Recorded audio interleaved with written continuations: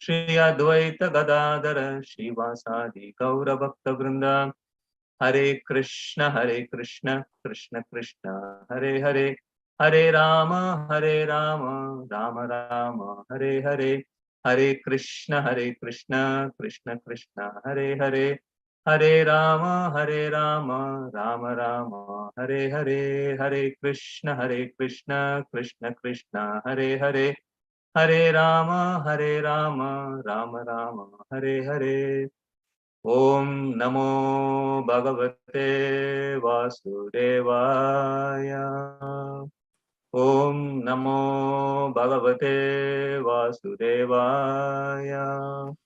Om Namo Bhagavate Vasudevaya. Narayanam Namaskrityam Naram Chaiva Narottamam Devim Saraswatim Vyasam Tato Jayam Mudirayet Nashtaprayeshu Abhadreshu Nityam Bhagavat Sevayam Bhagavati Uttama Sloke Bhaktir Bhavati Naishtaki. Thank you all for joining. I first of all seek the blessings of all you wonderful Vaishnavas and the blessing of Bhaya Hari Prabhu, Srila Prabhupada, our Guru Maharaj, Srila Ramapasa Maharaj, and Shri Radha Madan Mohan and Nitai Gaur Sundara deities of my deities here. In order to present this very exalted scripture, Srimad Bhagavatam, which I'm not qualified by any means, but because of your blessings, I'm hoping to speak something useful. And it's now 5 chapters I have to present. Third canto, chapter 26 to 30, and totally about 225 verses. So I don't think I can do justice by presenting them verse by verse. So it will be an overview of these 5 chapters. And the way I'm trying to present it is, I hope Ramakrishna Prabhu is okay with that. I've taken the Purva Swadhyaya questions and try to answer those questions because they come in sequence. So, and then fill the gap with the unaddressed verses also. So hopefully, I'm making an attempt to make it flow through so that it is not too jumpy. But I have not did a test run on my own, so I don't know how long it's going to take and how much I'm going to cover. So a lot of ifs and buts are there. So please, bear with me, and I cannot guarantee anything. So let's. I will try to do the screen sharing.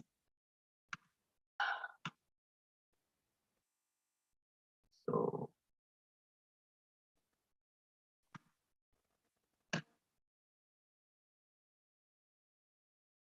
You can all see my screen now.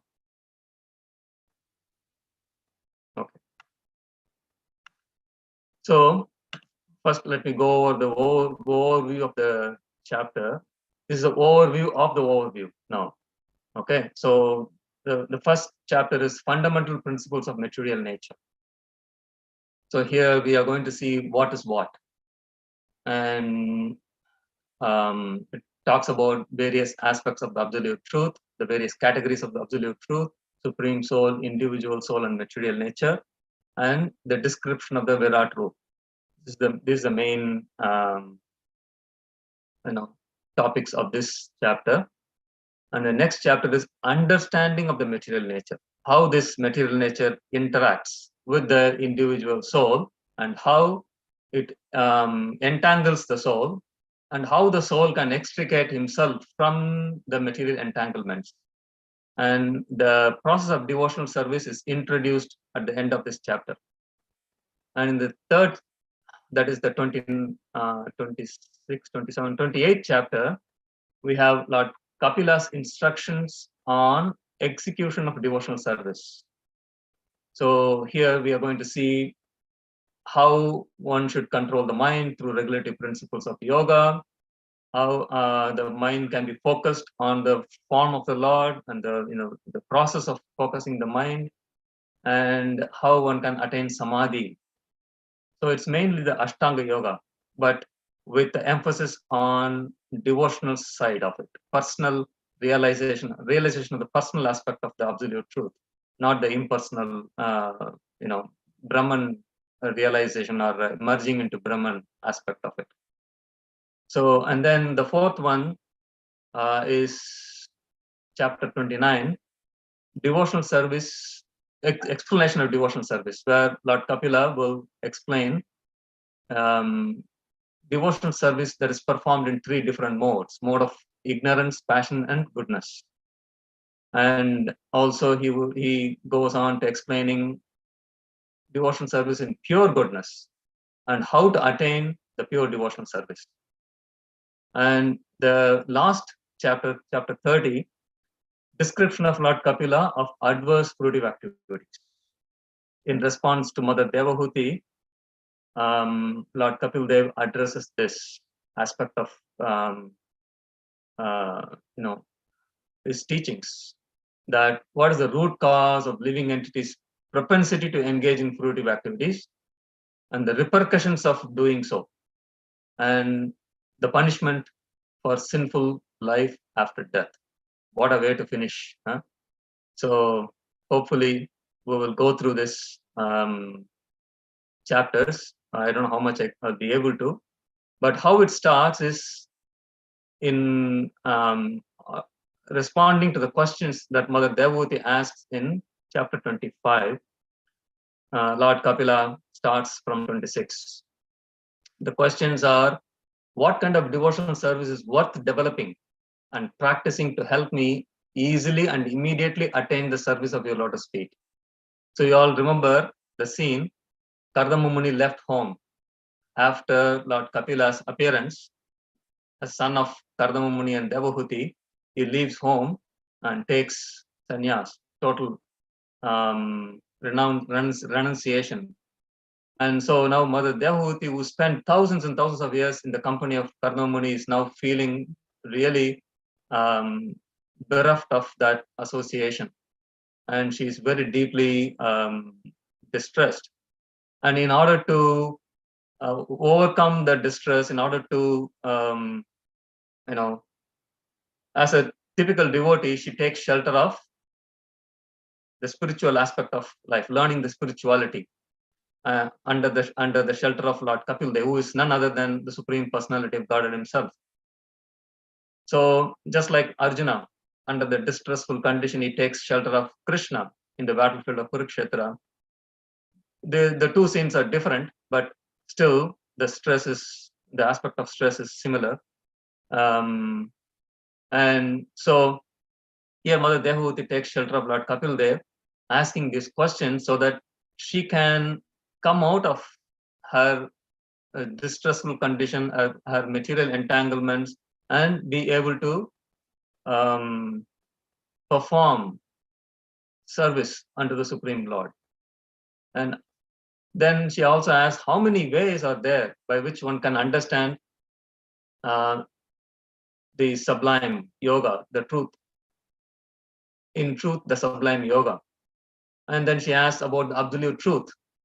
Please kindly explain it to me, what the absolute truth is.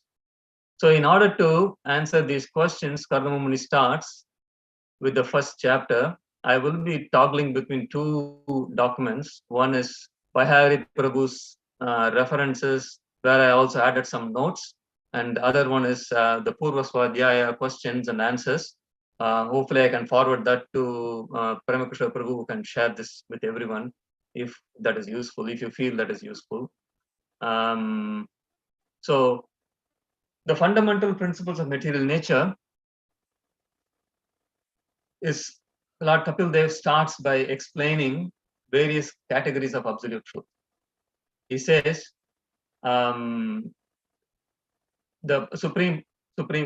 these various categories of absolute truth is the Supreme Person with his energy, expansions, and incarnations.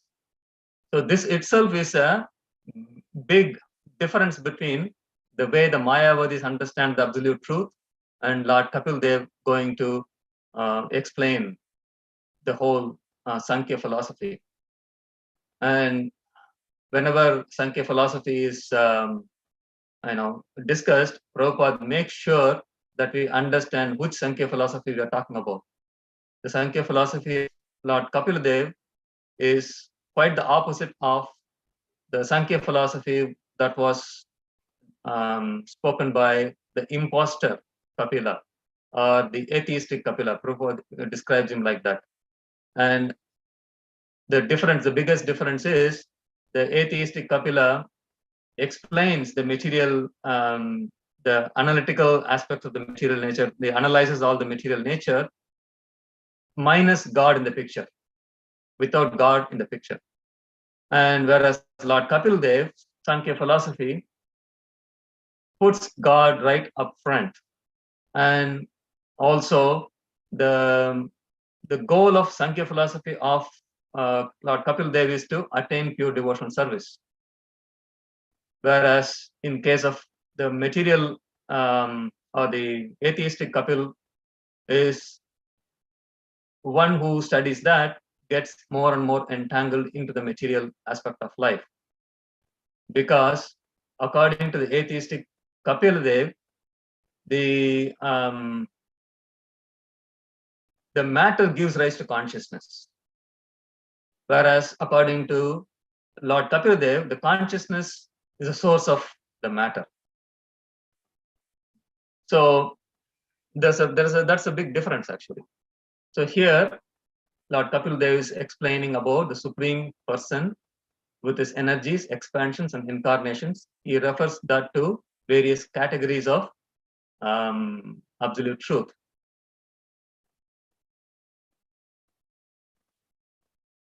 So this section is the analytical study of devotional service, frees one from bondage, as we discussed. By studying this, one can attain eventually the pure devotional service to the Supreme Lord and free oneself from bondage. And by studying this, we also understand that the soul is entangled in 24 categories of material nature, 24 elements of material nature. And so how the soul can be isolated from the entanglement of these 24 elements of material nature can be understood. And through this process of Sankhya philosophy. And the Supreme Lord is described here to begin with as one without beginning, beyond modes of material nature, and is self-effulgent. This is the characteristics of the Supreme Person. Although he is a person, he is without beginning and without end, and is beyond modes of material nature.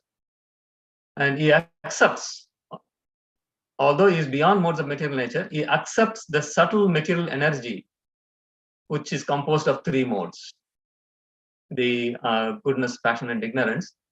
Although he accepts the three modes of material energy, he is not affected by that. He is not covered by the modes. So the distinction between the Supreme Lord and the living entity is the living entities are conditioned or controlled by the three modes, whereas the Lord, the Supreme Lord, is not, although he accepts the three modes of material nature.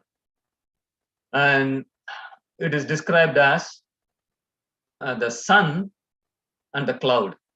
Sun and the cloud analogy. The sun is the product of, the cloud is a product of the sun. So when you are on the side of the sun, you see the cloud as a small fraction. It's not a big energy to cover the whole sun.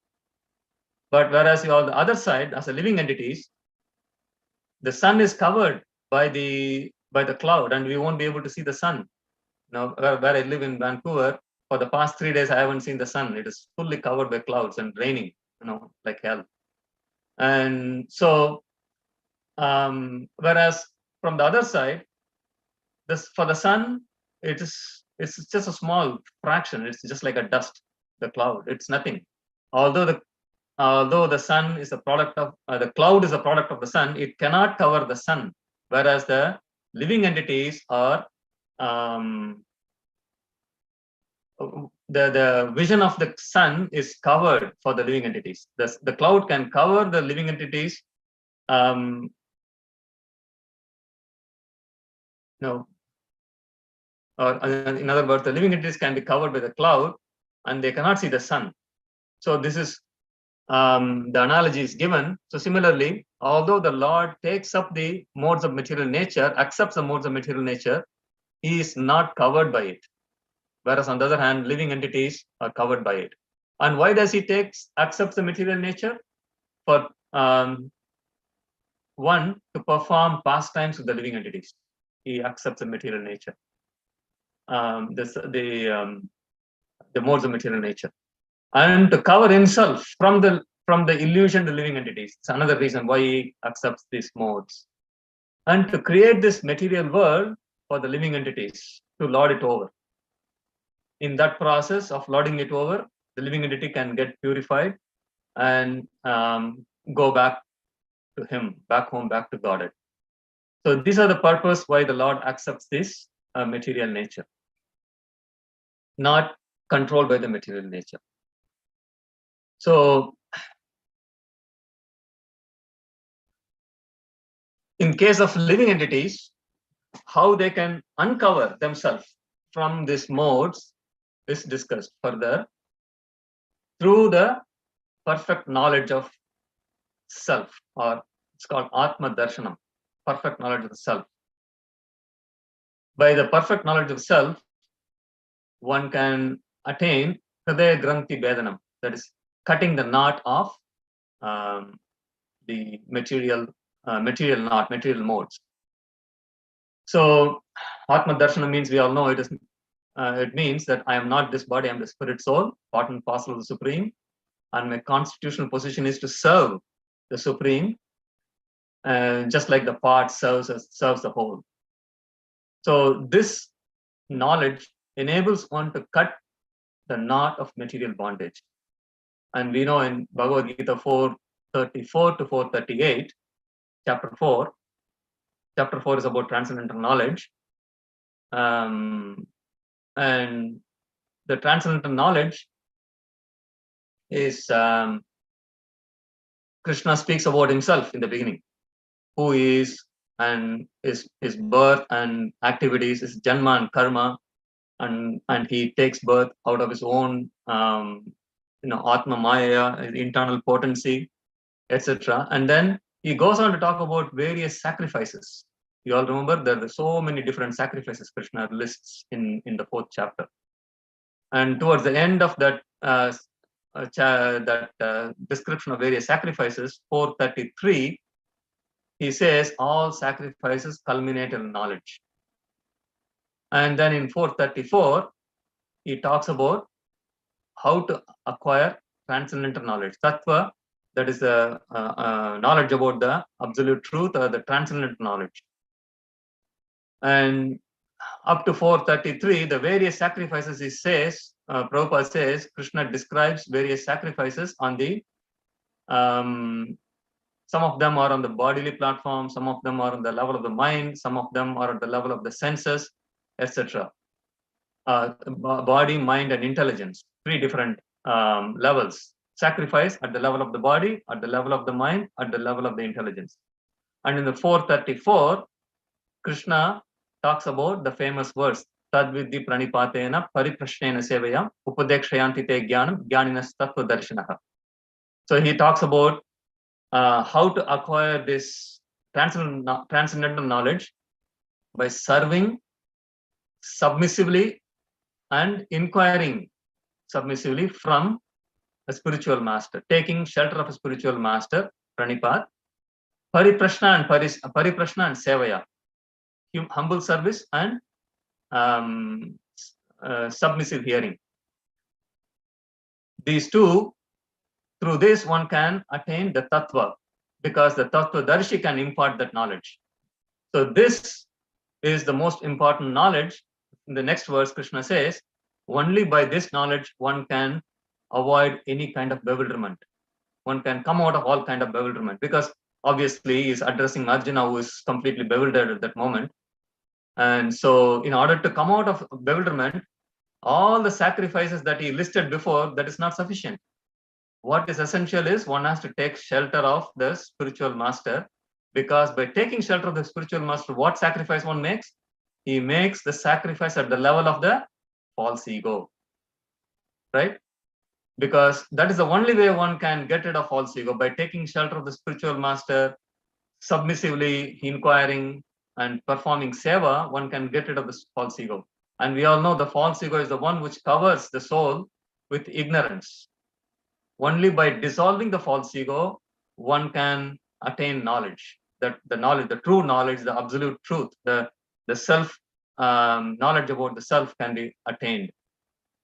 Otherwise, all other knowledge will be superficial. It is not going to help one cross the ocean of the material miseries, which Krishna says in the following verse, that only with this knowledge of with this boat of knowledge, one can cross over the ocean of the material miseries. So here, the knot of material bondage can be cut by that perfect knowledge. Only when we acquire that perfect knowledge, we can cut the bondage. This is, so as I was telling, that I'm going to go intersperse with the verses and the little bit of realizations, and then with the Purva Swadhyaya, so that we can cover all in one, like a collage, rather than doing separately. Because we miss out most of the time. For Purva Swadhyaya, we never get to see them. So I was thinking like that. Anyway, I don't know how good it is, but let's see. Spirit soul, why we have to extricate ourselves from the modes of material nature? Because we have nothing to do with the modes of material nature, and we are conditioned by them, and we are forced to act by the modes. Otherwise, we have nothing to do with the modes of material nature. I'm going to skip this, and let me go.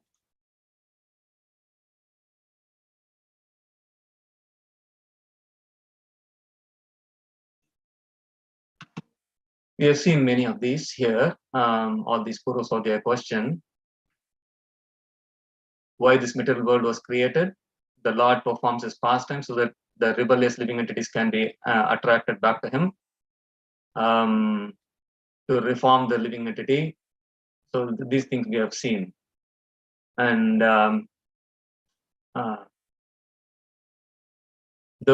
explain the use of the term Nitya Baddha, eternally conditioned. So we are all eternally conditioned because of our entanglement with this material nature.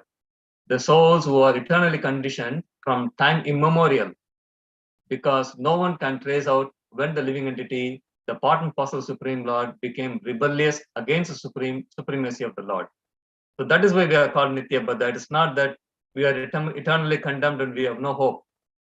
It is because the time immemorial, the time is so long ago, we could not trace back when it happened. So why I'm saying this is, I heard this one of the discussions with a fellow person here in the temple.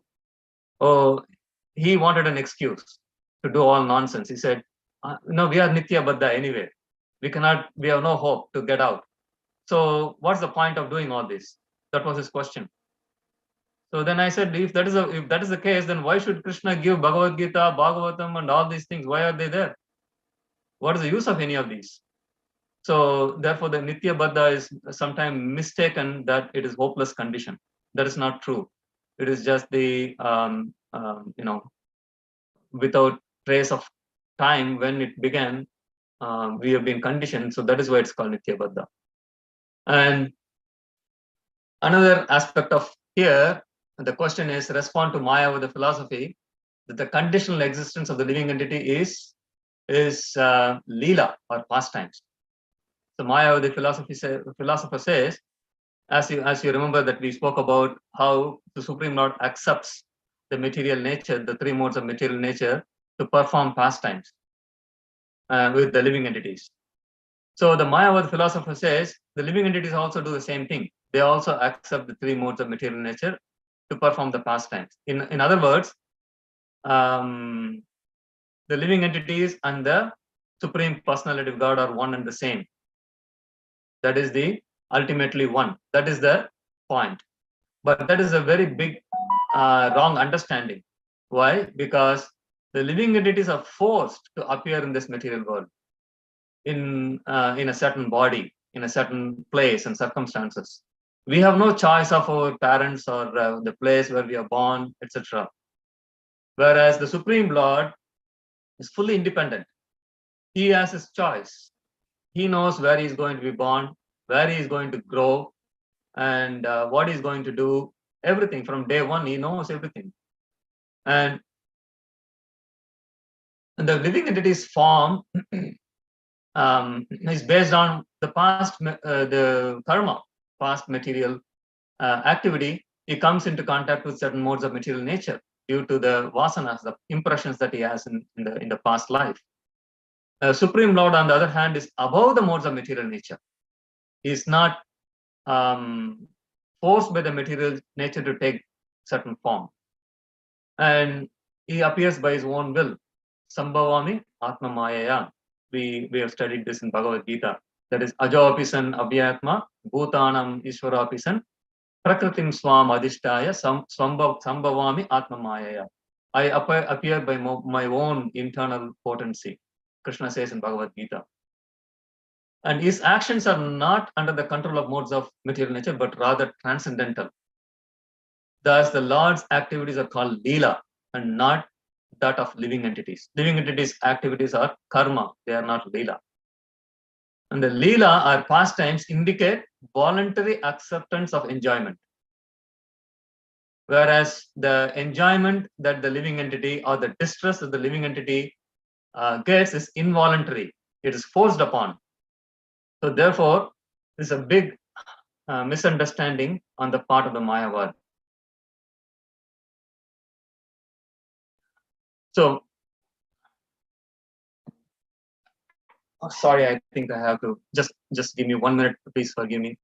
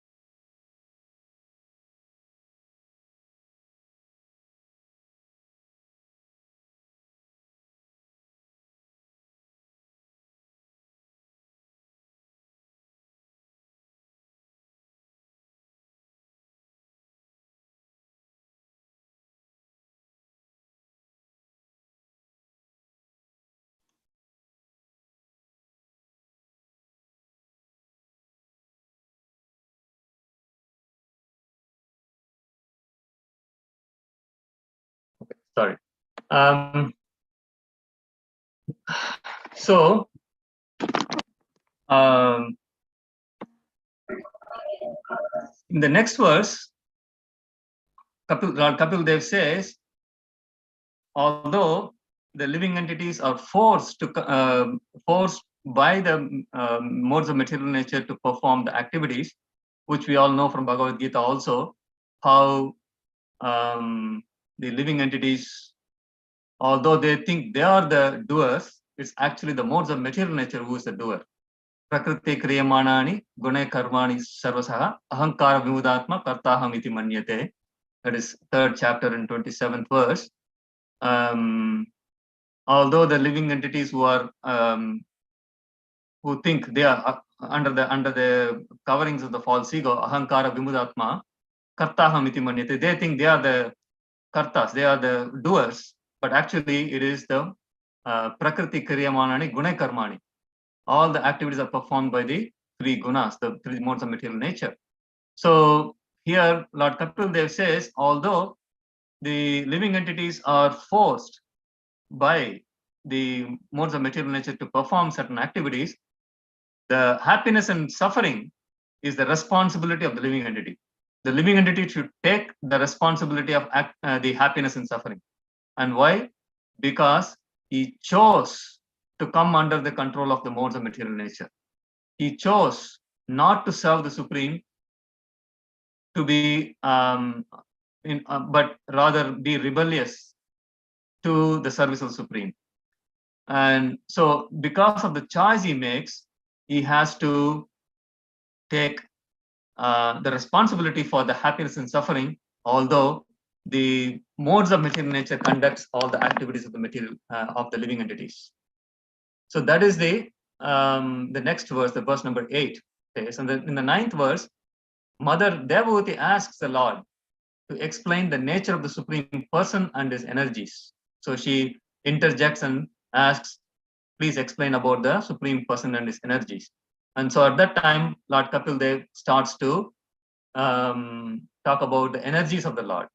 That's where he begins with the Pradhan and Prakriti and Mahatattva. He explains all these things. And Pradhan is the undifferentiated, subtle sum total of all material elements. And I will refer to the Prabhu's table in a minute. It is not Brahman. Brahman is also undifferentiated energy of the Lord. But the difference between the Brahman and Pradhan is Brahman does not have the modes of material nature. And it does not have time or jiva. The time, jiva, the modes of material nature, all these are part of Pradhan, but not part of Brahman. So that is the distinction between Pradhan and Brahman. And the Pradhan is the unmanifested form of the material nature. All the modes are there, but they are in the neutral state. They are not in the activated state. And the time energy is also not activated yet. And the jivas are also not there yet. The reactions of the total elements does not take place in the Pradhan. So the Pradhan is described as Nityam Sad Asad Atmakam, meaning eternally consisting of the cause and effect previous to the manifestation. The cause and effect previous to the effect is also present, but it is not manifest yet. So the cause is already there, the effect is also present, but it's not manifest yet. And that is why it says Nityam, but it is eternal also. Nityam Sad Asad Atmakam. And Prakriti, on the other hand, is the next stage. From Pradhan comes Prakriti. Prakriti is the manifested form of the material, manifested form of all the material elements by the interactions of the three modes of material nature. And what starts that differentiation of the material elements and the three modes of material nature is the time. The time energy of the Lord agitates the Pradhan and begins this process of differentiation of the modes, the interaction of the modes, and the manifestation of various material elements, etc. So I will just go to Prabhu's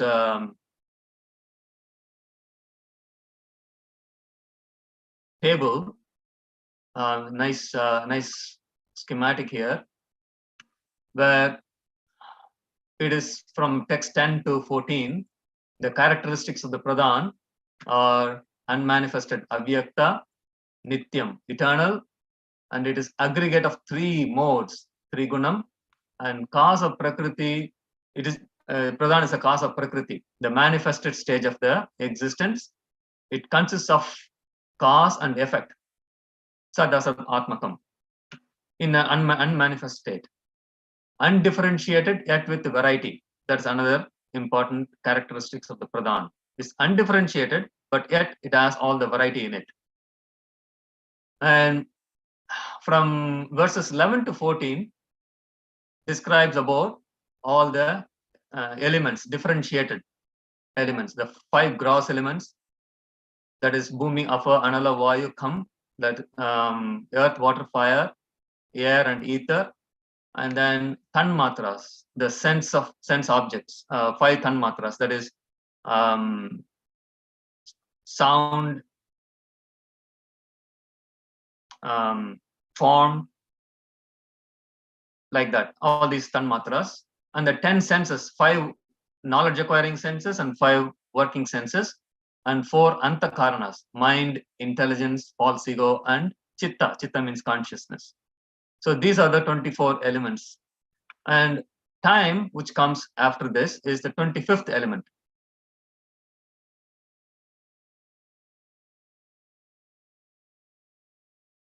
And so that is the verse number 15 to 32. Talks about the elements. What are the different elements? Let me see whether I have any additional notes here.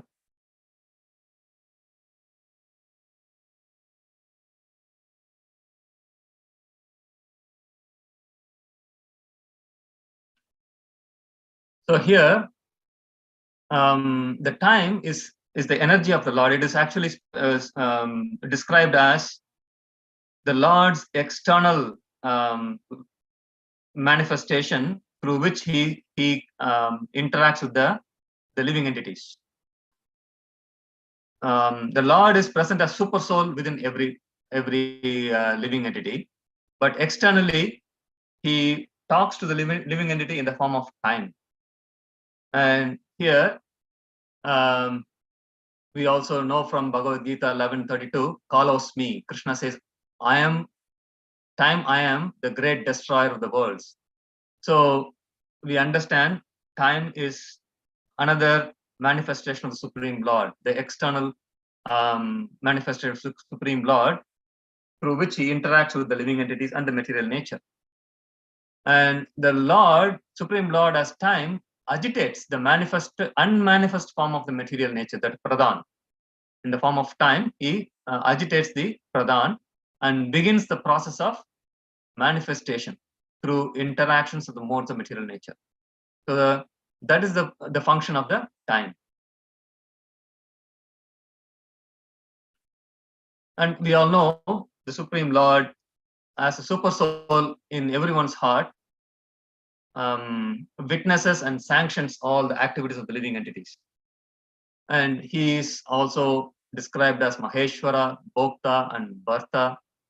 So in 13th chapter of Bhagavad Gita, he says, Upadrashta Anumantacha, Bharta, Bhokta, Maheshwara, Paramatmeti Chapi Yukto Dehi, Asmin Purusha Paraha.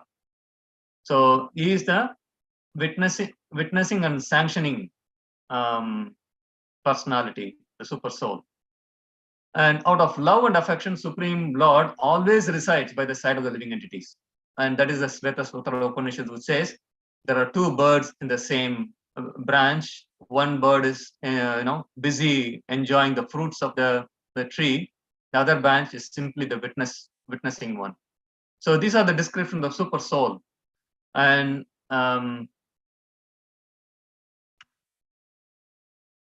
but at the same time, although he is situated next to the individual soul, he does not suffer or enjoy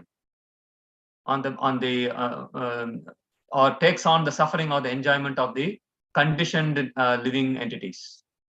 He is simply a witness and a sanction giver. That's all. Does not take on the sufferings and the happiness of the living entities.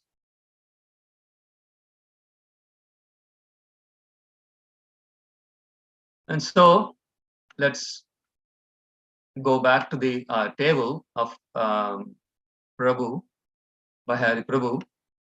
So the Prakriti then being agitated by the time, the modes of material nature it starts interacting with to form the elements, then the Lord glances over and impregnates the Prakriti with the Jivas.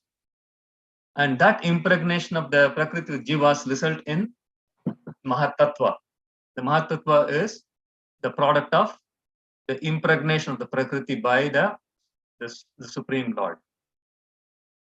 And when the Mahatattva acquires the sum total of cosmic intelligence, it becomes effulgent, like Hiranmaya. It says Hiranmaya, which is effulgent like gold, and it consumes the darkness of the dissolution through its effulgence. So the Mahatattva, which is now called Hiranmaya, consumes the darkness and dispels the darkness with its effulgence. And then comes the Chitta. And this is the consciousness now. The consciousness also comes into play in the Mahatattva, and it is the representation of the Mahatattva. The consciousness is the representation of the Mahatattva in the body of the Jiva. So every one of us have consciousness. The soul has consciousness. It is a representation of the Mahatattva. And the presiding deity of the Chitta, the consciousness, is Vasudeva. And it is described as complete serenity. It is completely serene, calm, and full of clarity. It's no confusion, and freedom from distraction. That is the aspects of the Chitta, the consciousness. And then comes the Ahankara, the false ego. The Mahatattva then transforms into a false ego, or the Ahankara. And the Ahankara, the characteristics of the Ahankara is, I am the doer, the kartrutvam, that the doership mentality. And I am the instrument also, the karnatvam. And I am the effect also, that is karyatvam. I am responsible for everything. In other words, every one of us considers I am the doer and I do everything myself, and whatever effect that comes is also because of me. And this is the characteristics of the false ego. And that is what the Mahatattva transforms into. And the presiding deity of the Ahankara is the Sankarshana, or the Adishesh, or Anantashesh. And three types of modes of material nature interact with the Ahankara. The mode of goodness, mode of passion, and mode of ignorance. The Ahankara interacts with the mode of goodness and gives rise to mind. And then it interacts with the mode of passion. It gives rise to the senses and the intelligence and the senses. And interaction of the Ahankara with the mode of ignorance gives rise to the tanmatras and the elements, all the sense objects and the elements, the 5 elements that we know of. So these are the sarga, the primary creation we are talking about right now. And the tanmatras appear, we already saw the tanmatra appear from the false ego in Tamasiguna. So the tanmatras are, we know, the sound corresponds to the ether. Ether is the element. Corresponding element is the ether.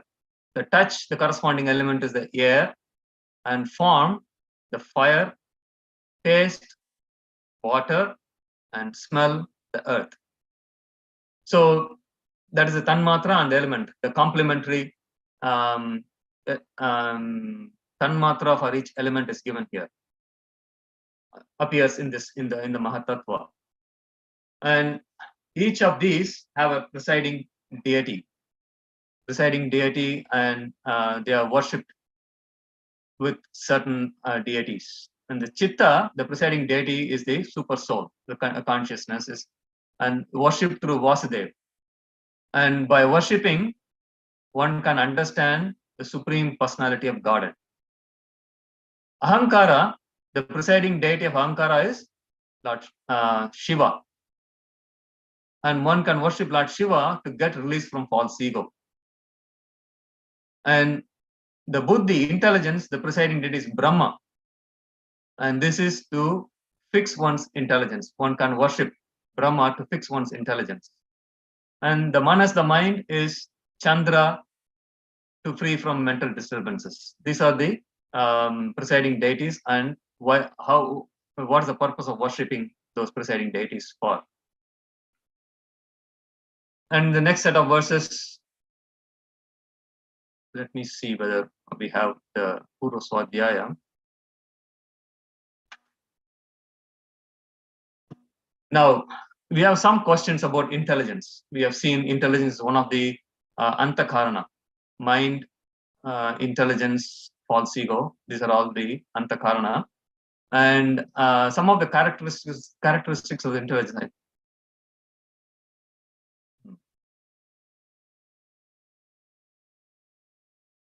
The question is, examine the role of doubt in intelligence. So I think it is coming here. Let me see one more time the table.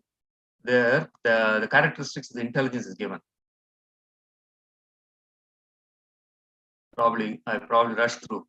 So the intelligence, the characteristic of the intelligence is, it helps to ascertain the nature of the objects. What is what? The ascertaining the nature of the objects, and to help the senses. And it also has that doubt. The doubt is a symptom of intelligence. So the question that we have, we'll go to the question that we'll finish here table.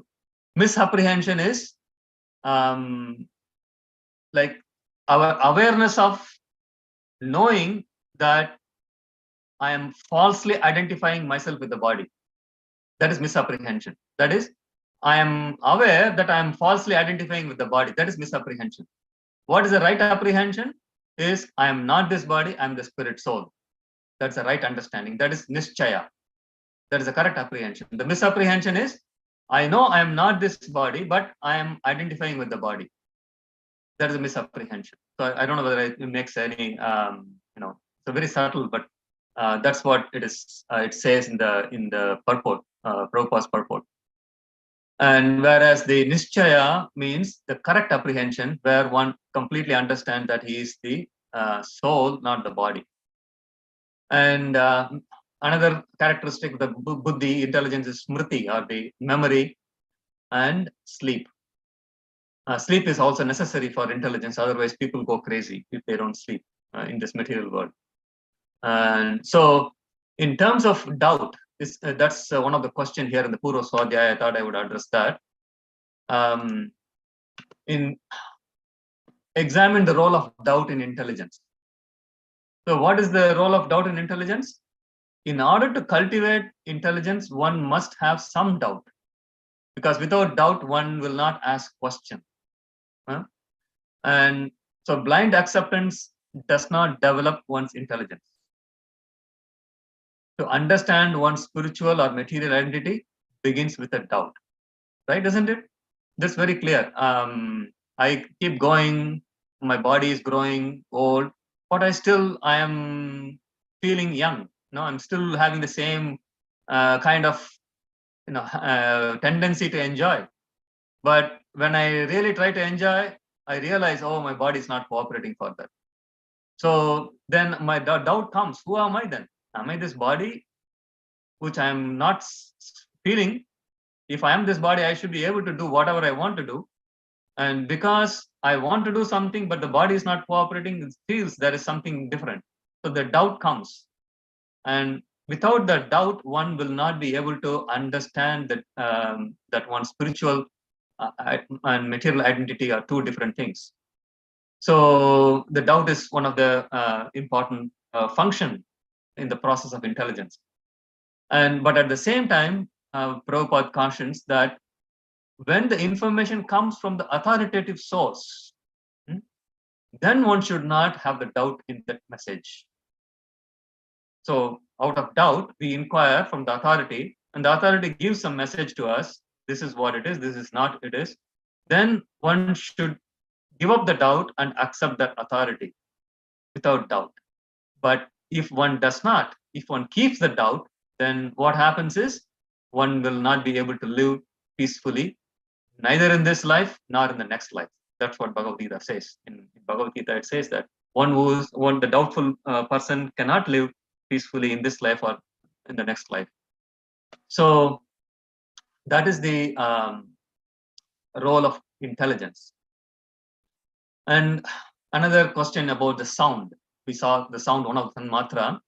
What is the potency of sound in regard to bondage and liberation? So the sound is the first tanmatra. Of the tanmatra, the first one is sound, which is the complementary of ether that we have seen. And it is produced when the false ego combines with the ignorance. So our material entanglement begins with the sound, actually. That is interesting. On the same way, sound also can dissolve one's material existence. So the material entanglement begins with the sound, and it can be ended with the sound also. So for this, we need to purify the material sound, and by chanting the spiritual sound vibration, for example, Hare Krishna Maha Mantra, one can come out of that material entanglement. In other words, material sound entangles us and spiritual sound liberates us. Right? So any knowledge first begins with the sound, isn't it? We may be seeing things, but the sound is the one which begins our process of acquiring knowledge. And so if we hear the sound which is materially inclined, then our entanglement to the material modes becomes deeper and deeper. We get bonded to the material modes more and more. But if we orient ourselves towards a spiritual sound, then we can come out of that entanglement. That's what the potency of the sound is. So now from that we can go. How much time I have now? Half an hour? More? Yes, it's almost 5 o'clock. So another half an hour. Yeah, another half. Yes, okay. Hopefully, let's go quickly here.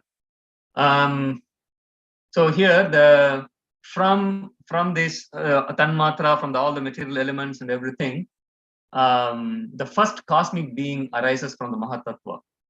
And after the material elements gets unmixed, Garbhodak Vishnu enters a total material energy in 7 divisions. So the Garbhodak Vishnu enters the 7 divisions of total material energy. What are the 7 divisions? The 5 material elements, Bhumir, Apa, Anala, Vayu, Kham, and then Mahatattva and false ego. And by the presence of the Supreme Lord, the Garbhodak Vishnu, these 7 principles combine and roused into the activity in the form of an unintelligent egg, which is the origin of the cosmic being. So after the cosmic being comes into existence, the composition of the cosmic being, the egg is, it has all these 7 layers. The 7 divisions that we spoke about, it is arranged as 7 layers, and the earth being the innermost layer, which is the smallest one, and it is covered by water, then by fire, then air, and then ether, and then finally by false ego, and by Mahatattva. And Mahatattva is the outermost layer, which is then covered by Pradhan. So we all know Pradhan, Prakriti, Mahatattva, this is sequence, and Mahatattva then gives rise to all these elements. And so the final one is earth, and here we see the earth is the innermost, and then going outwards, the last covering is Pradhan. And each layer is 10 times larger than the previous one. These are some of the descriptions of this egg, unintelligent egg. And after the unintelligent egg is formed, the Supreme Lord enters this egg as Virat Purush. So the Virat Purush, whose body is composed of 14 planetary systems, and the Patala Lok is the soul, and Bhuloka is the belly, which is the middle layer, and then the Satya Loka is his head of the Virat Purush. The Virat Purush description is there in the 2nd canto and also in the 5th canto, with a slightly different nuances and details, but more or less similar descriptions. But here we see a brief description of the Virat Purush. So the Bhayari Prabhu's table gives about the Virat Purush, the details of the Virat Purush. I'm just going to skip this table for the sake of time. And here also the mouth, nostrils, eyes, ears, skin, genitals, anus, hands, legs, veins, and abdomen, heart. All these things are different gross organs of the Virat Purush, and the subtle organs also is listed here. And each organ has a corresponding devatas, a demigod. Fire is one of the demigod for the mouth, and nostrils, the olfactory, the sense of smell. The wind god, Vayu, is the demigod. Like that, there are different demigods. And some of the highlights on this is, for the mind, Chandra is the demigod. For the intelligence, we know the Brahma is demigod, false ego, Lord Shiva, and consciousness is Lord Vasudeva. Now, this is a Virat Purush now. This Virat Purush is now in a sleeping state. He has to be awakened. So this is the last part of the chapter, which is a very important part, which gives the connection why we are doing this, why Lord Kapil Dev is doing the whole thing. So the Virat Purush is sleeping, and no matter what the demigods, different demigods enter into Virat Purush to wake him up. No, these, for example, the fire enters the Virat Purush nostril and try to wake him up. Like that, Lord Vishnu enters the legs of the Virat Purush to wake him up. Nobody could do anything. Lord Shiva, Lord Vishnu, and finally, Lord Vasudeva, the Chitta, the Lord of the consciousness, enters the Virat Purush, and that is what wakes him up. He gets aroused by the Chitta, the Vasudeva. So in the last but one verse, 71st verse, it says that when a man is sleeping, all his material assets, namely the vital energy, the senses for recording knowledge, the senses for working, the mind and the intelligence, cannot arouse him. He can be aroused only when the super soul helps him. That I found it's very interesting. In the sleep, everything goes to sleep, and who can wake us up? Only the super soul. If the super soul fails to wake us up, we will sleep forever. We will not get up. That's it. That's our end of this life. So therefore, in the next verse it says that through devotion, detachment, and advancement in spiritual knowledge acquired through concentrated devotional service, one should contemplate that super soul as present in this very body, although simultaneously apart from it. So the Vasudeva, who is also super soul in everyone's heart, is the object of should be object of one's service with detachment and devotion. Detachment and advancement in spiritual knowledge acquired through devotional service. The super soul has no affection for the body, whereas the individual soul does. We all are affectionate towards the body, but the super soul has no affection to the body of the individuals. Therefore, one has to detach himself from this material body by discharging devotional service. So it is clearly mentioned here, Bhaktya, that one has to execute devotional service to the Supreme. So that is the connection here. The connection is nothing could wake up the Virat Purush except Vasudeva. Vasudeva, the consciousness, the Lord of the consciousness.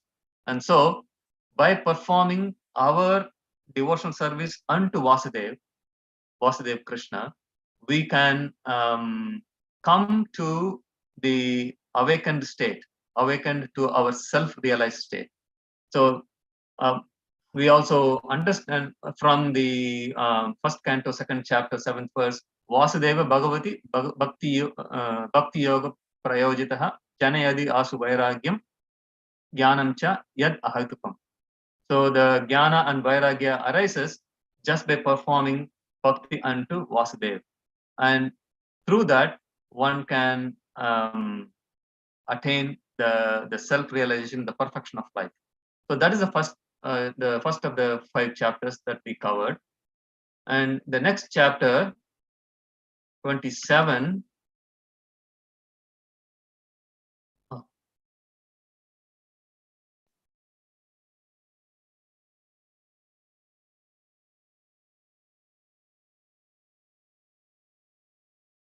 Chapter 27 is understanding of material nature. That is how the material nature entangles the spirit soul, individual soul, and how the spirit soul can extricate itself from the material nature.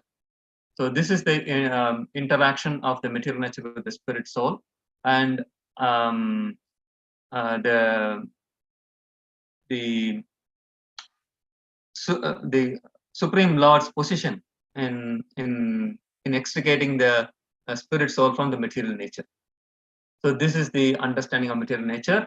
The first 4 verses summarizes, it recapitulates the transcendental nature of the spirit soul and how we can stay unaffected by the modes of material nature while present within the material body. It's not after one dies from the material, one leaves the material body, but while presenting in the material body, how one can stay unaffected by the modes.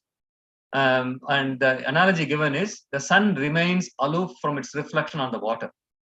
So we all know the sun, when it shines on the water, you can see the sun shine. You can see the sun, the reflection of the sun on the water surface. And the water surface, when it moves, the sun reflection also moves. But the actual sun does not get affected by that. So in other words, when the water is cold or when the water is hot or when the water is moving, all these may affect the reflection, but not the actual sun. Actual sun is not affected. Similarly, through the Bhakti Yoga, one can attain knowledge and detachment and stay aloof of the material modes. So hence, one who is engaged in Bhakti Yoga is also called Nirguna. Nirguna does not mean formlessness. It means he is aloof or above the 3 modes of material nature. So just as the sun is aloof of the reflection, the spirit soul also can be aloof of the material modes through the process of devotion, which gives knowledge and detachment. In the second verse, it says, living entity thinks himself to be the Lord under the spell of material nature. This is the cause of the entanglement. And when he thinks like that, he is forced to take, he is forced to be covered by the material nature. And therefore, he has to take responsibility for his actions, which we have seen already that in the previous chapter also. The same activity when performed, the beauty is when the same activity in the material world, when performed as a service to the Supreme Lord, as an instrument of the Supreme Lord, then he is not implicated. Then he does not have any reactions, in other words, not entangled materially. And Prabhupada gives example of Arjuna in the battlefield of Kurukshetra. So after he surrenders to Krishna, he agrees to do the same activity. He is a Kshatriya. Kshatriya means he is under the mode of passion. So as a Kshatriya, his nature is mode of passion. So he is still working in the mode, within the modes of material nature, but because he is performing that service, that activity, the Kshatriya activity of fighting as a service to Krishna, in spite of him being under the mode of material nature, he has no reaction to it. He is completely aloof of that. He can stay aloof of all these, the modes, the effect of the modes. He's liberated even though he's performing that activity. And I thought this is a nice verse. It's the Yashasti Bhakti Bhagavati Akinchana Sarve Gunes Tatra Samasate Sura Arava Bhaktasya Kuto Mahataguna Manoratena Sati Davato Bahi. So only the devotees have the good qualities. the non-devotees, no matter what they, whatever good qualities they may exhibit, it's not good enough, or not. It's only on the superficial mental platform. Sati Davat Manoratena Sati Davato Bahi. It is on the superficial mental platform. So this, we can use this verse to understand that why only devotees have good qualities, because the devotees' good qualities, or whatever good qualities the devotees exhibit, does not entangle him materially. Whereas a non-devotee, even though he may have a very good quality of being compassionate, being helpful, and philanthropic, and charitable, all those things, he is still entangling himself, because it is not in service to Krishna. It is not in devotional service. And not only he gets entangled, but the receiver of those charity, the receiver of those kindness, everything, he also gets entangled. So therefore, it is not a good quality at all in the absolute sense. It may appear to be good quality on the material platform, but it is not good quality on the absolute sense, because it entangles the soul to the material world. Whereas the devotee, he may not be on the platform of goodness. He may be doing something which is lower than the platform of goodness, like Arjuna is killing in the battlefield, right? But if it is done in service to Krishna, that is liberating. Not only Arjuna got liberated, even the people who died also got liberated in the battlefield of Kurukshetra. So that is why the devotees possess all good qualities, whereas the non-devotees, even though they may have good qualities, it is not good enough. It will not cut it. So that is that I thought I would mention that here. Verse 3: any activity performed on the material platform is faulty, karma dosha, either good or bad, because both entangles the soul in various aspects of life.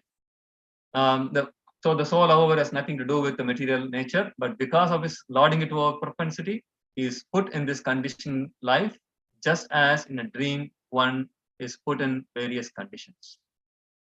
So that is the 4 verses, and the 5th and 6th verse briefs about. So the red is my answer to the Purva Swadhyaya question, and the blue is I am just making a continuity by putting the verses which is missing in the Purva Swadhyaya.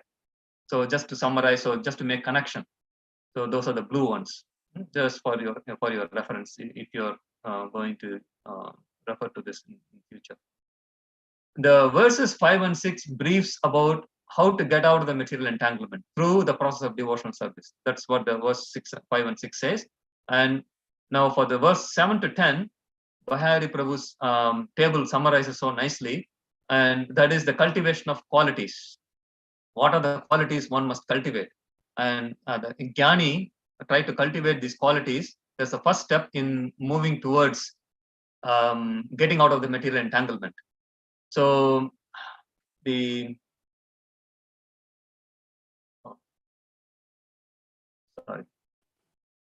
Yeah, some sharing issues, Mataji, that's fine. Yeah. Go ahead, Anand. Yeah, okay. Before, when you did, you didn't share it properly. So. Oh, really? Oh, okay. So now you are able to see, right? Okay. Understanding, so these are the qualities to be cultivated by a Jnani. So the verse 7, 8, 9, and 10 describes those qualities. Equality to all jivas, without enmity. So some of them are in the Purva Swadhyaya. We'll address that when we go to the question. But these are the qualities one must cultivate in order to go to the next step in the spiritual path.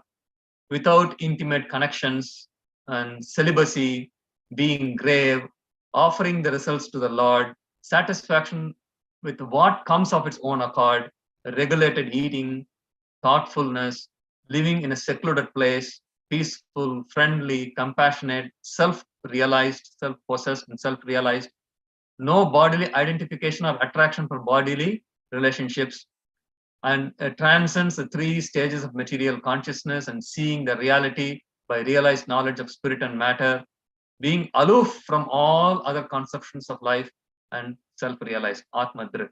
So these are the qualities, 18 qualities described in these 4 verses. And let us see some of the questions, because those are the highlights which I consider. So without intimate connections with anyone, what does that mean? It means a devotee sees everyone as a spirit, soul, and not the coverings, not the bodily coverings. And so he has no enmity with anyone. It does not mean he mingles with everyone indiscriminately. Although he does not have enmity, he does not mingle with everybody indiscriminately. The devotee associates with other devotee in order to execute the devotional service. So that is where he has the intimate connections. And but on the other hand, he does not have any intimate connection if it is not for the execution of devotional service. So a devotee should observe celibacy. And celibacy does not mean absolute abstinence from sex life. It is allowed. It is allowed with one's wife under the vow of celibacy. Even in the marriage, there is a vow of celibacy that the sex is only for the procreation of a Krishna conscious offspring.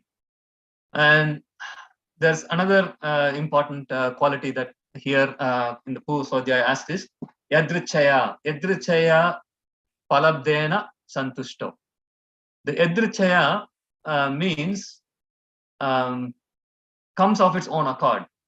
The predestined happiness and distress in the present body that we are living in, and due to the law of karma.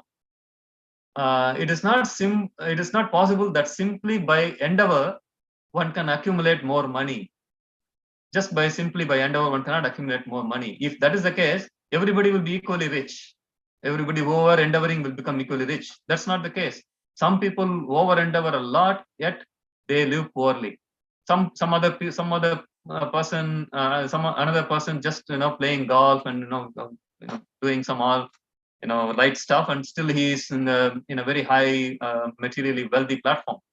So the understanding is, due to the law of karma, one is predestined to receive certain portion. We know that Isavashim Vidam Sarvam principle. So in reality, everyone is earning and acquiring according to his predestined karma. According to the Bhagavatam conclusion, we are sometimes faced with dangerous or miserable conditions without endeavoring for them. And similarly, we may have prosperous conditions without endeavoring for them. So we are advised to let these things come as predestined. So when it says Yadrichya Palabdena Santushto means satisfied. It does not mean only the happy things come on its own accord, we are satisfied. Even the distressful condition comes of its own accord, the person will still stay satisfied.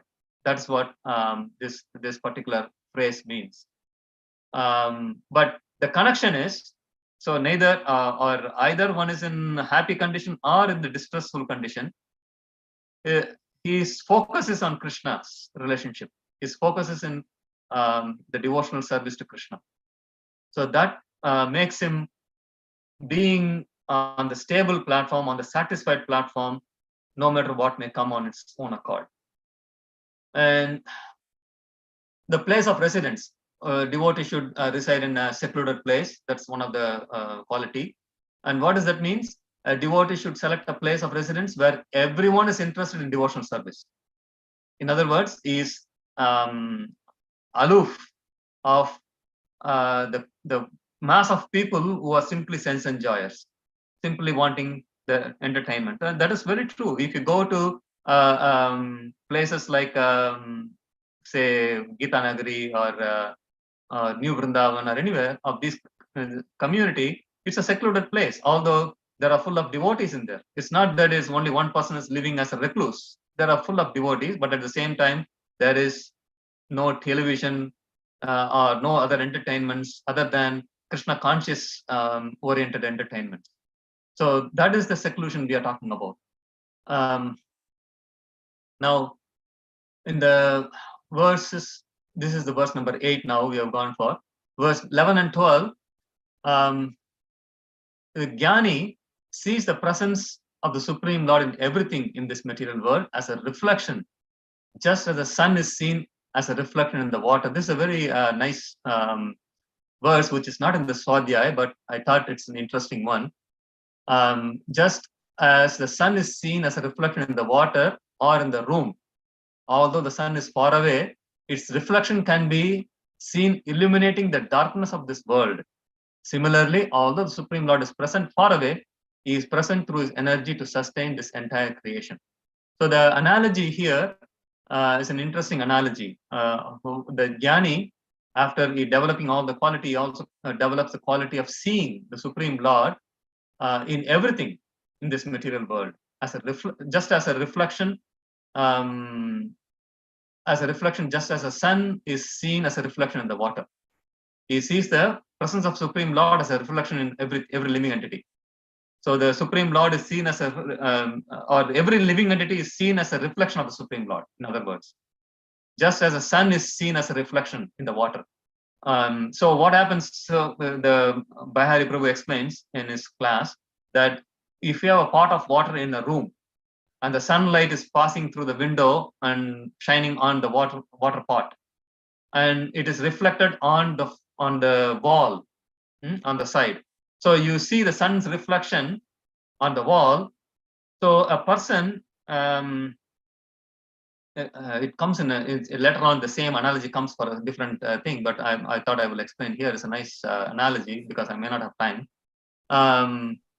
So when you see the reflection, this analogy is very meaningful analogy for understanding the Supreme through Pratyaksha Pramanam and through Anumana Pramanam actually.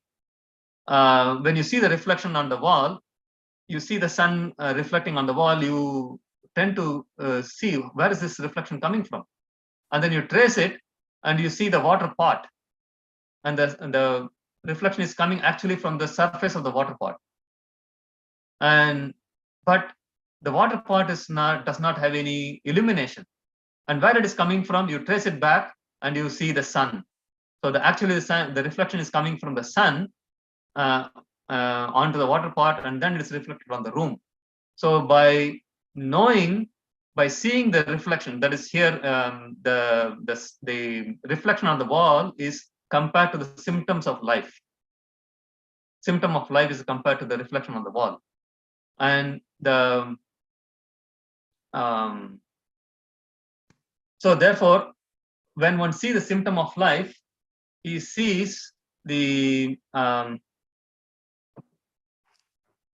it is coming from. It is coming from the soul. The water pot surface is considered to be soul. The soul is responsible for the symptom of life. And where the soul is coming from? The soul is coming from the Supreme. If one understands the soul, the presence of the soul, then he can understand the presence of the Supreme also.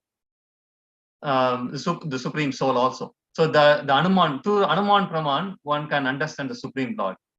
But here we are seeing in a different way, in a different aspect of the same analogy, that the Jnani sees the Supreme Lord as a reflection, or the living entities, the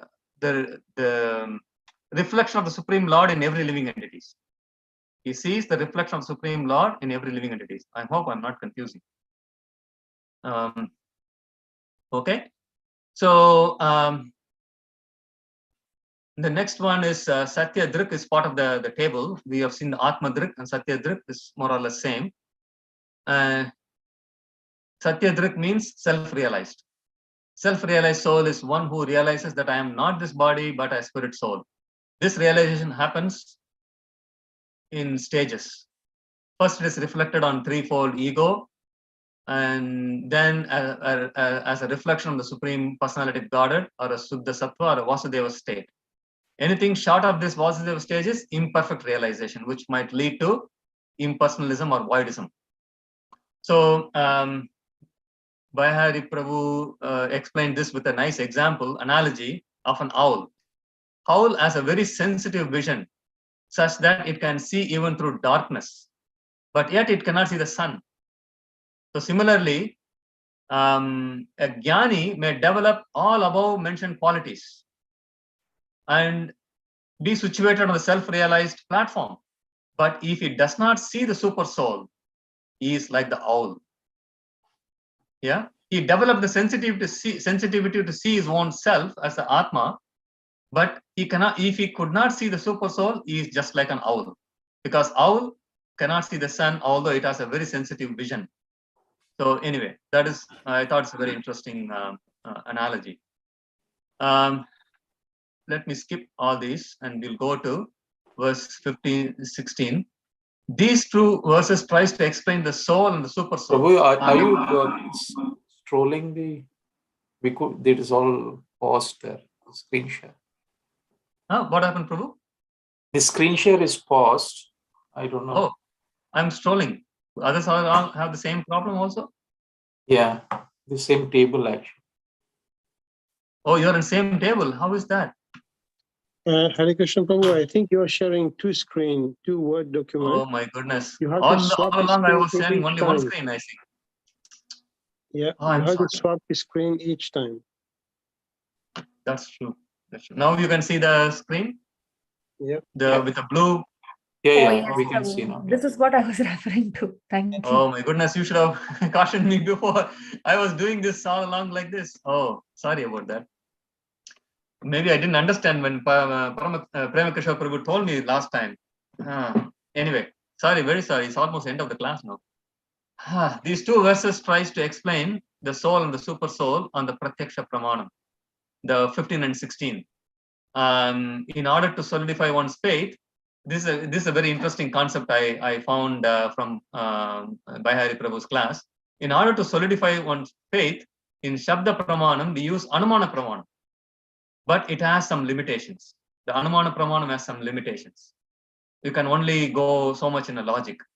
When one gets the personal experience of the truth, then his faith gets consolidated.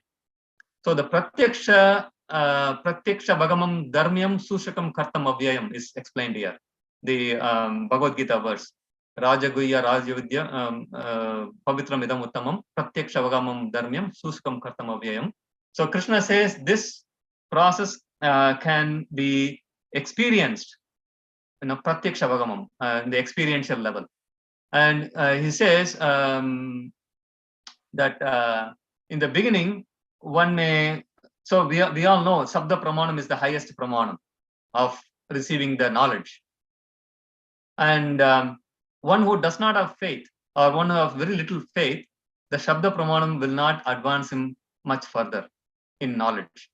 So therefore, one goes into Anuman Pramanam.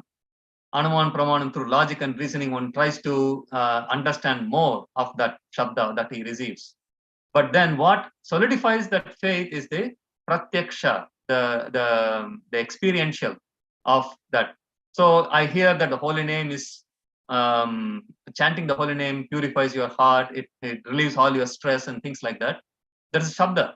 And then Anuman Pramanam, I hear how the holy name can relieve your stress. It cleanses your mind, and the mind is the storehouse of all the stress and all kinds of Anuman. And then I go and practice it. When I practice it, I really feel, experience the relief of stress. And that solidifies my faith in the Shabda that I received. So the Pratyaksha Pramanam is very important. So I found that was very fascinating explanation to this Bhagavad Gita verse. So there is another, many more beautiful things are there. The time is running out. It's already 5:31. So what are we going to do now? You can summarize, Prabhu, and how much time you may need. Okay. In summary, this particular chapter is explaining how further on how one can perform devotional service and attain the perfection. That is, let me see here.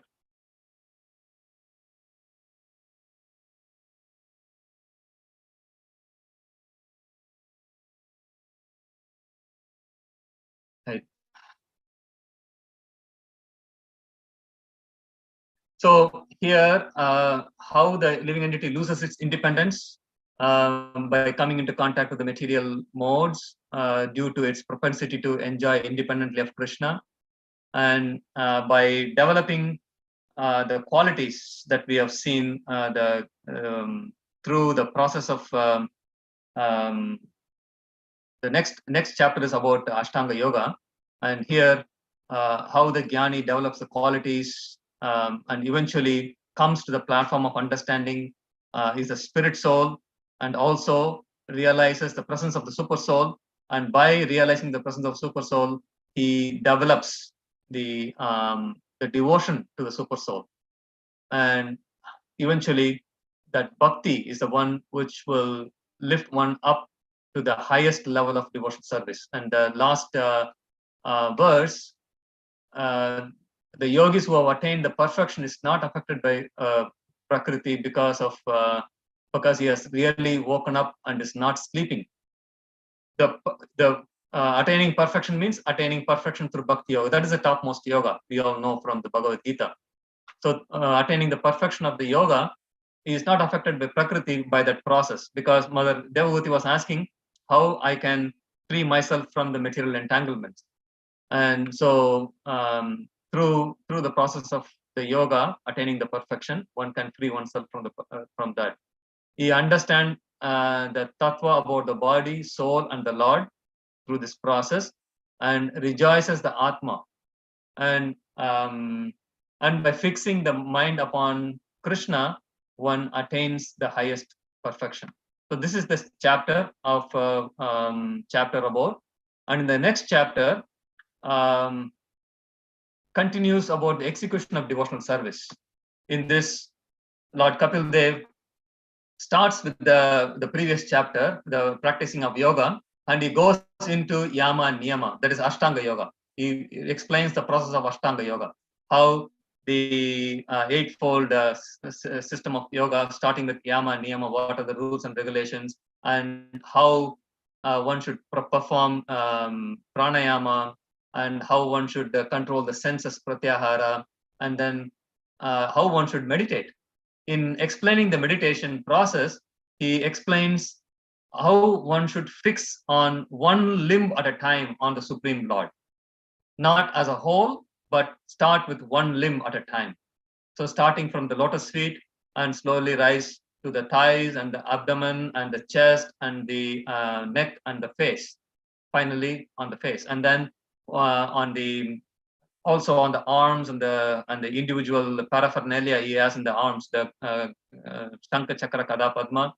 So one has to meditate upon individually on all these things slowly and steadily, and that way one can fix his mind. So how one can fix the mind? By following first with the yama and niyama, and then pranayama, asanas and pranayamas and pratyahara. All these are increasing level of controlling mind.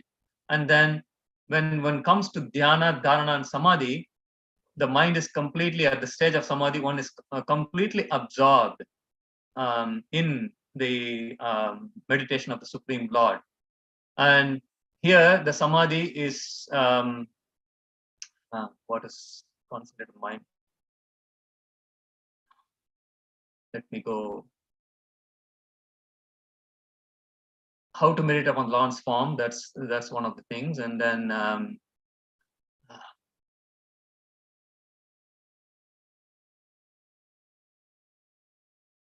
and so describe the state of samadhi. The mind ceases from all material reactions and becomes situated in its own glory. Fully realized soul engaging 100% in Krishna's service forgets all bodily demands. The body along with its senses are taken by charge by the Supreme Personality of Godhead and their functions until their destined activities are finished. So the bodily demands are stopped, or it's not a matter anymore. It does not affect them anymore, and all the destined activities of the limbs are finished because it is taken over by the Supreme Lord. So that is the state of samadhi that he describes, and still it is within Ashtanga Yoga, but with the emphasis on bhakti, with the emphasis on personal realization of the personal aspect of God.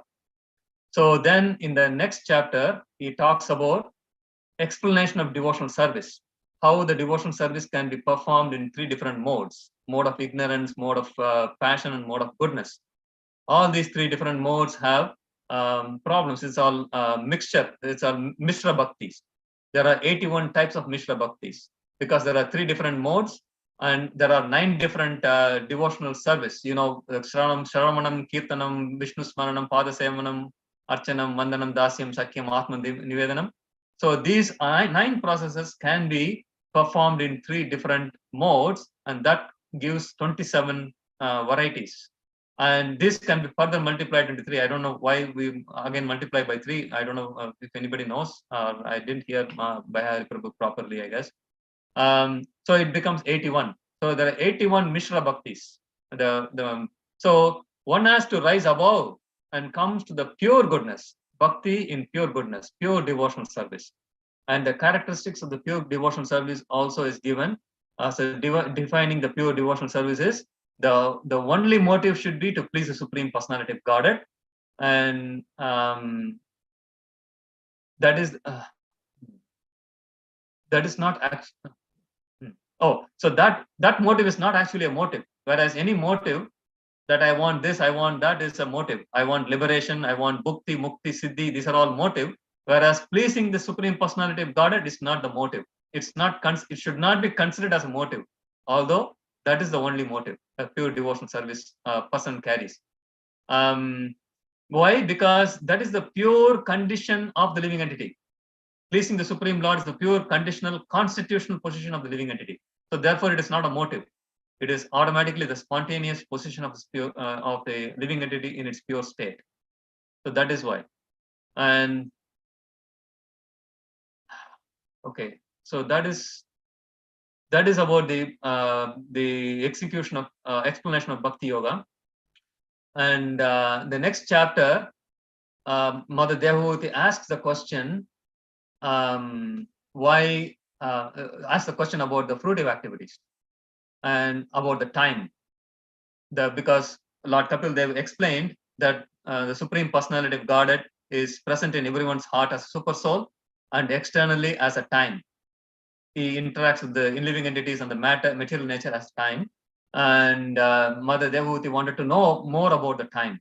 So there is a description of the time and the karma, the fruitive activities, is explained in this chapter. And what are the salient features? Are the living entities, by the potency of the Maya, Prakshapatmika Sakti and Avaranatmika Sakti. By Prakshapatmika Sakti, he is thrown into a particular species, is pulled down into a particular species. By Avaranatmika Shakti, he is covered, and now he is thinking that he is that body, and he accepts all the happiness and miseries is what all in all. And he does not question, why am I suffering or why am I happy? Nothing is questioned because of the Avaranatmika Sakti. For example, the hog, even though he is eating stool, he is enjoying that eating of the stool.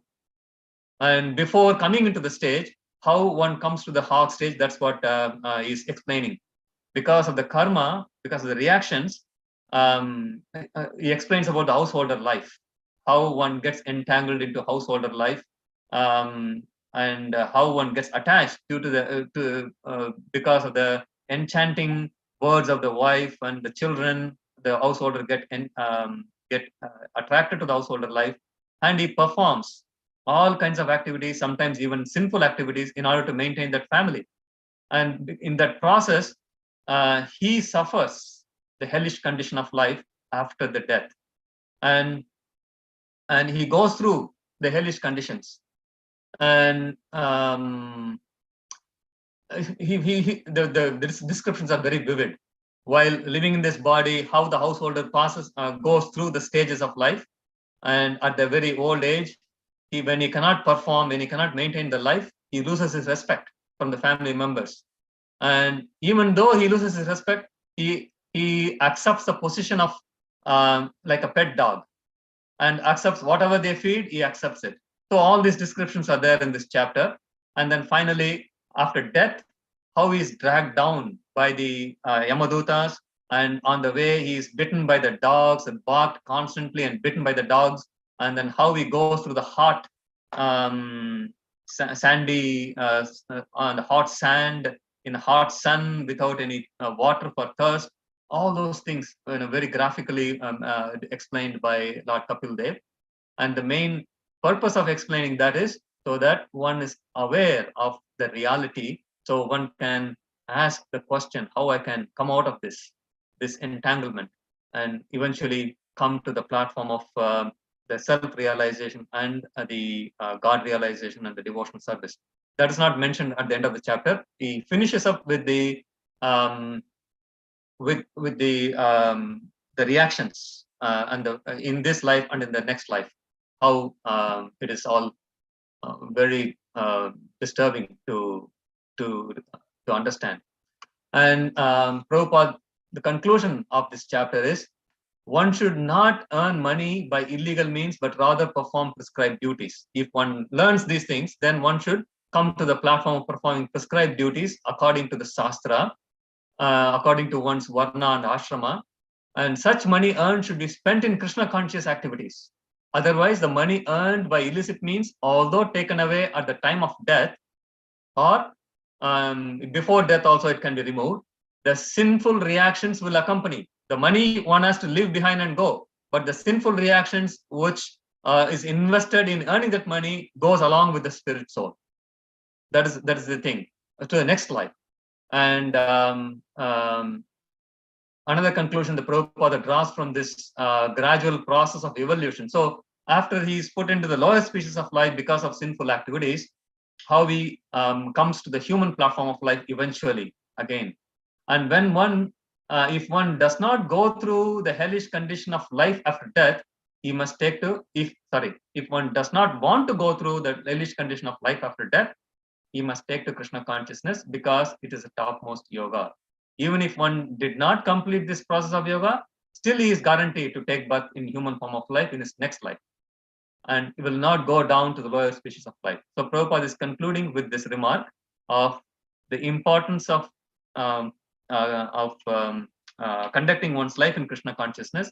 Even imperfectly done, even incompletely done, still he is guaranteed a human form of life in the next life, so that he will not go down to the lower species of life.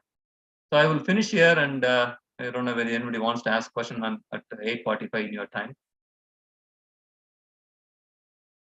Or discussion. I don't know whether I'll be able to answer questions though, but Yeah, very wonderful session, Prabhu. Very nicely I could structured not, and said.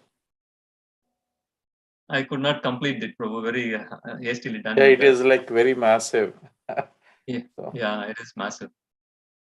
If I don't discuss, then the essence is not brought. It cannot be brought out.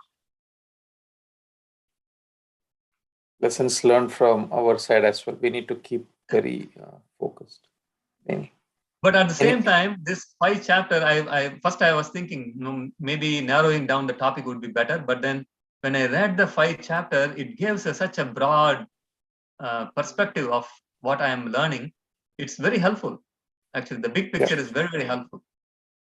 On the other hand, anyway, that was my afterthought. Thank you. I think I am good. Anyone, any questions? No questions. Thank you, Prabhu. Hare Krishna. I know it's not easy to do this in a short amount of time. Well presented. Thank you so much. Thank you, Prabhu. Thank you. Thank you for patiently listening. I don't know how much confusing it was.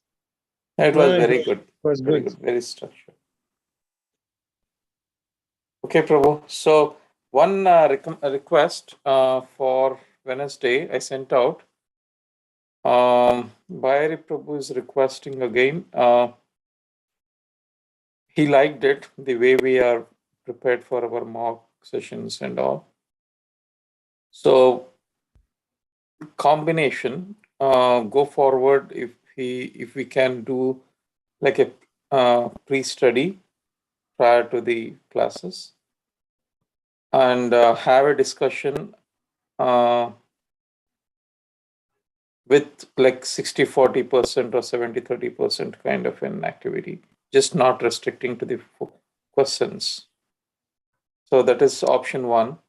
And option 2 is continue with Bhayari Prabhu with how he left off, he'll resume. But at some point after a certain time, do you agree with this kind of a mock sessions every 3 months or 4, like a logical stop? So you can think through and they can bring it up. So on Wednesday, Prabhu will join. We can discuss initially and then we can continue our fourth canto, 26th or 27th chapter.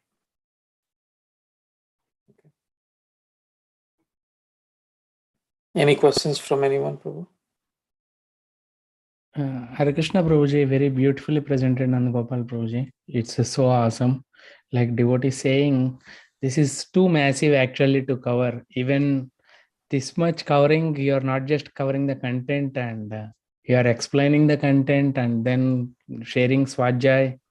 This is an impossible task. I feel that you did a great job and helping us sharing this, too much philosophy along with lessons.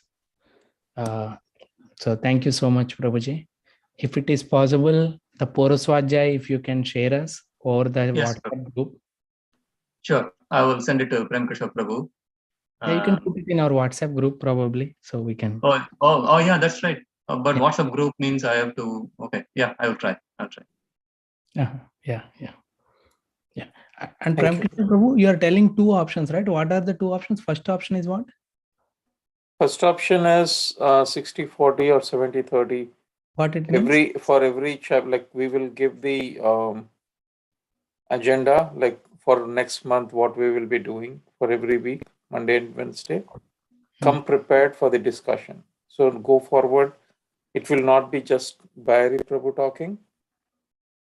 He will initiate and we need to discuss. The second option is we'll continue with what we were doing, like Bhayari Prabhu, what he did. But we will be having every 3 months or so, or as a logical stop, and we will be giving the mock sessions like what we did. Oh, okay. So 60-40 means in the same 1.5 hour, 60% of time Prabhuji giving class and remaining And 40% us.